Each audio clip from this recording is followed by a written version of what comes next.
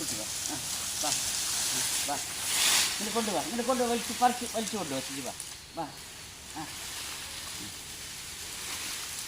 വാ വലിച്ചിട്ട് വാ വാ.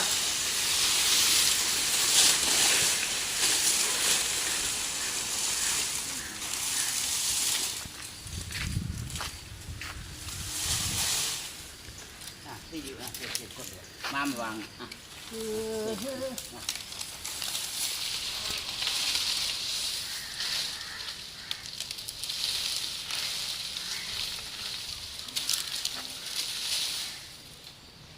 ഇനി ആ സിജു എടുത്തു തരാം. സിജു ഓലി എടുത്തതാ. എടുത്തതാ. ഈ മാമാക്ക് എടുത്താ. ഓലതാ മാമാക്ക്. നീ പൊങ്ങട്ടെ പൊങ്ങട്ടെ. സിജി മാമാക്ക് നീ എടുത്തതാ. നീ എടുത്തതാ സിജി കുട്ടാ. ഈ ഓലി ഇടുമ്മ. ഇട്. ഓലി എടുത്തില്ല. അങ്ങോട്ട് ഇട്. പിടിച്ചിട്ട് അങ്ങോട്ട് ഇട്.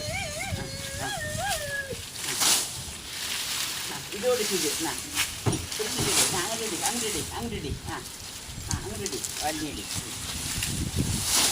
ഇതോട് ഇതോട്.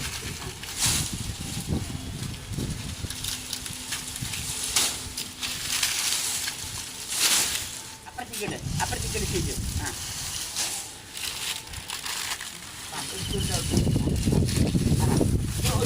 ഇതുള്ള ഇവിടുത്തെ വാഴയൊക്കെ ചൂടുകാരൻ ഉണങ്ങിയിരിക്കുന്നത്.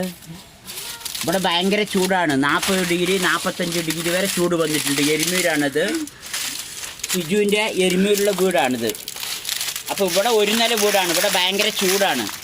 അപ്പോൾ അത് കുറയ്ക്കാൻ വേണ്ടി ഞങ്ങൾ ഇവിടെ ഫുള്ള് ഓലയിട്ടിരിക്കുന്നു. ഓലയിടുമ്പോൾ വീട്ടിൻ്റെ ഫാനിടുമ്പോൾ വാർപ്പിൻ്റെ മുകളിലെ ചൂടുകൾ ചോട്ടിക്കറിഞ്ഞില്ല.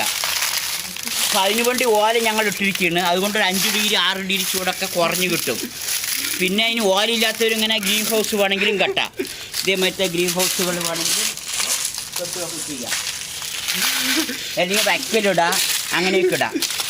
നമ്മുടെ ആവശ്യം കഴിഞ്ഞാൽ മഴക്കാലം തുടങ്ങി പറഞ്ഞാൽ ഇതൊക്കെ കത്തിക്കാനും ഉപയോഗിക്കാം. ഇതിന് വലിയ പണച്ചെലവൊന്നുമില്ല. നമ്മുടെ വീട്ടിൽ ഉപയോഗശൂന്യമായി കിടക്കുന്ന ഓലകളൊക്കെ എടുത്ത് വിരിച്ചാൽ മതി. ഇതുപോലെ കനത്തിൽ വിരിച്ചാൽ സൂര്യൻ്റെ ചൂട് നേരിട്ട് ടെറസിൽ പതിക്കില്ല. അത് കാരണം ടെറസ് ചൂടും പിടിക്കില്ല. ഫാന് സ്വിച്ച് ഓൺ ചെയ്യുമ്പോൾ മുകളിലെ ചൂട് താഴേക്ക് വരില്ല.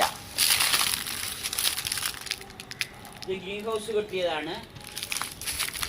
ഓലയില്ലാത്തവർക്ക് ഇതിടാം. വയ്ക്കൽ പുല്ല് എല്ലാം ഇതുമാതിരി ഉപയോഗിക്കാം. മുകളിൽ വാർപ്പുകളുടെ മുകളിൽ ഇത് മഴക്കാലം വരുമ്പോൾ നമുക്ക് കഴിച്ചു വെക്കുകയും ചെയ്യാം. അഴിച്ചിട്ട് കെട്ടിയെടുത്ത് വെച്ചാൽ 5-6 വർഷം നിൽക്കും. ഇതിന് വലിയ ചിലവേ ഇല്ല.